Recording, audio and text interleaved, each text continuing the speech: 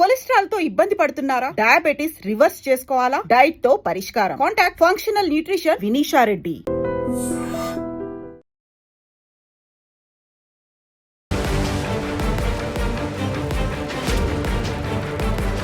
నమస్కారం, welcome to I dream. నేను మీ సంగీత. పెళ్ళైన ఒక 4 రోజులకే ఒక భార్య ప్రసవించడం జరిగింది.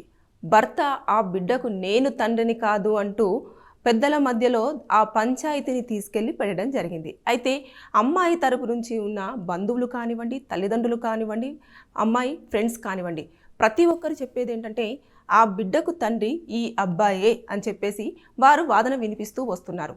ఇక్కడ ఏదేమైనా సరే, అంటే పెళ్ళైన తర్వాత కానివ్వండి, పెళ్ళి అయిపోయిన ఒక 2-3 సంవత్సరాల తర్వాత కానివ్వండి, పెళ్ళి చేసుకునేటప్పుడు కానివ్వండి, ఒక్కసారి అమ్మాయి మెడలో గనక ఒక అబ్బాయి తాళి కట్టిన తర్వాత తన గర్భవతి అయిపోయి పిల్లో పుట్టిన తర్వాత ఆ ఫాదర్ రెస్పాన్సిబిలిటీ అంతా కూడా ఎవరైతే అమ్మాయి మెడలో మంగళసూత్రం కడతారో వారు మాత్రమే బాధ్యులు అని చాలా స్పష్టంగా సుప్రీంకోర్టు తీర్పు ఇవ్వడం జరిగింది.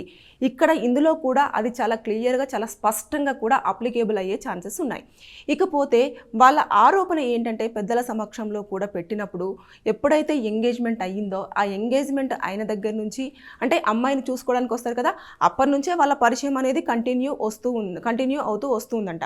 ఇక దాంతోపాటు ఎప్పుడైతే ఎంగేజ్మెంట్ వరకు వచ్చిందో అప్పటికే పలుమార్లు వాళ్ళు కలవడం జరిగింది. దాంతోపాటు ఎంగేజ్మెంట్కు పెళ్ళికి కూడా 4 నెలల గ్యాప్ ఉంది. ఆ గ్యాప్లో కూడా చాలాసార్లు బయటికి తీసుకెళ్లడము, కలవడము, తీసుకురావడం అన్నీ కూడా జరిగిపోయినాయి. కాబట్టి అబ్బాయే ఈ అమ్మాయికి పుట్టిన పాపకి తండ్రి అని చెప్పేసి అమ్మాయి కుటుంబ సభ్యులు చాలా స్పష్టంగా చెప్తున్నారు. అయితే పెద్దలు మాత్రము వారి దగ్గరికి వారి సమక్షంలో రావడం జరిగింది. కాబట్టి దీనికి ఇంత గోల ఎందుకు?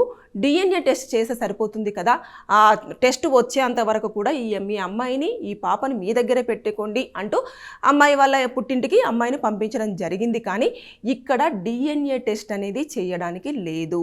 అక్కడ ప్రైవసీని డిస్టర్బ్ చేసినట్టు ఆర్టికల్ 2119 ప్రకారంగా కూడా ఎవరు కూడా DNA టెస్ట్ అనేది చెయ్యకూడదని చెప్పేసి ఆల్రెడీ కోర్టు మెన్షన్ చేయడం జరిగింది.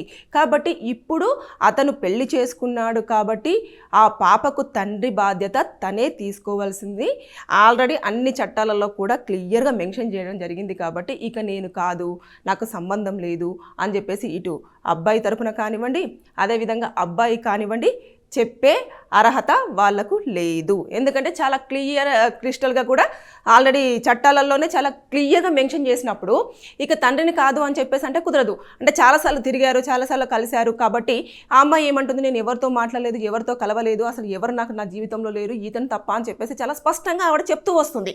అదేవిధంగా కుటుంబ సభ్యులు కూడా ఈ అబ్బాయి ఎప్పుడైతే అమ్మాయిని చూసుకోవడానికి వచ్చారో అప్పుడే చాలా క్లియర్గా అంతా మెన్షన్ చేస్తున్నప్పుడు అదొకటి పక్కన పెట్టేస్తే ఆల్రెడీ సుప్రీంకోర్టే స్వయంగా ఎవరైతే పెళ్లి చేసుకున్న వారు థర్డ్ పర్సన్ త్రూ పిల్లల్ని కన్నప్పటికీ కూడా భార్య ఆ యొక్క బాధ్యత తండ్రికే వర్తిస్తుంది అని చెప్పేసి చాలా క్లియర్గా ఉన్నప్పుడు ఇంకా దీంట్లో ఎలాంటి గొడవ కానివ్వండి, ఎలాంటి ఇబ్బందులు కానివ్వండి ఏమీ లేవు. అతను ఎవరైతే కొత్తగా పెళ్లి చేసుకొని 4 రోజులకే ఆ అమ్మాయి తల్లి అయిపోయిన తర్వాత భర్త స్థానంలో ఉన్నాడో ఇప్పుడు అతని తండ్రి స్థానం కూడా తీసుకోవాల్సిన బాధ్యత అతనిదే.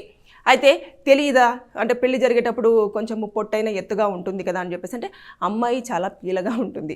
సో ఆవిడ ప్రెగ్నెంట్ అన్న విషయాన్ని అసలు ఎవరు కూడా గుర్తించలేనంత ఇదిగా ఉంది. ఒక్కసారి కడుపు నొప్పి వస్తుంది చాలా వరకు అని చెప్పేసి అనగానే ఈమె ఆల్రెడీ ప్రెగ్నెంట్ అని చెప్పేసి తెలవడం జరిగింది. అంటే ఇది తెలిసి దాచిపెట్టారా, లేకపోతే తెలియకుండానే అయిపోయిందా, లేకపోతే అమ్మాయి వాళ్ళ పేరెంట్స్కి ముందుగానే తెలుసా, తెలిసినా కూడా ఆ అబ్బాయి తండ్రి అని చెప్పేసి అన్నారా అనేది ఇవైతే పూర్తిగా ఇన్ఫర్మేషన్ అయితే బయటికి రాలేదు. కానీ అక్కడ పెద్దల సమక్షంలో మాత్రం చాలా క్లియర్ అండ్ క్రిస్టల్గా నేను కాదంటే నేను కాదు అని చెప్పేసి ఆ అబ్బాయి చాలా స్పష్టంగా తన బాధను వినిపిస్తున్నప్పటికీ కూడా అక్కడ ఒకవేళ అతను కోర్టుకు వెళ్ళినా కూడా కోర్టు కూడా తీర్పు చెప్పేది ఏంటంటే నువ్వే తండ్రివి కాబట్టి నువ్వే రెస్పాన్సిబిలిటీ తీసుకోవాలని చెప్పేసి సూచించడమే జరుగుతుంది. కానీ లేదు, నువ్వు తండ్రివి కాదు, అసలు నీకు సంబంధం లేదు, DNA టెస్ట్ చేద్దామని చెప్పేసి చెప్పే కోర్టులు అయితే ఇప్పుడు లేవు. సెక్షన్స్ అన్నీ మారిపోయాయి, చట్టాలన్నీ మారిపోతున్నాయి, ఎప్పటికప్పుడు జడ్జిమెంట్స్ కూడా చేంజ్ అవుతూ ఉన్నాయి. కాబట్టి ఈ విషయంలో మాత్రం ఆ అమ్మాయి పెళ్ళైన 4 రోజులకే ప్రసవించడం పట్ల ఆ బిడ్డకు తండ్రి మాత్రం కొత్తగా తన జీవితంలోకి వచ్చిన భర్తనే రెస్పాన్సిబిలిటీ తీసుకోవాల్సిన అవసరం ఎంతైనా ఉంది. Thank you. And for more videos,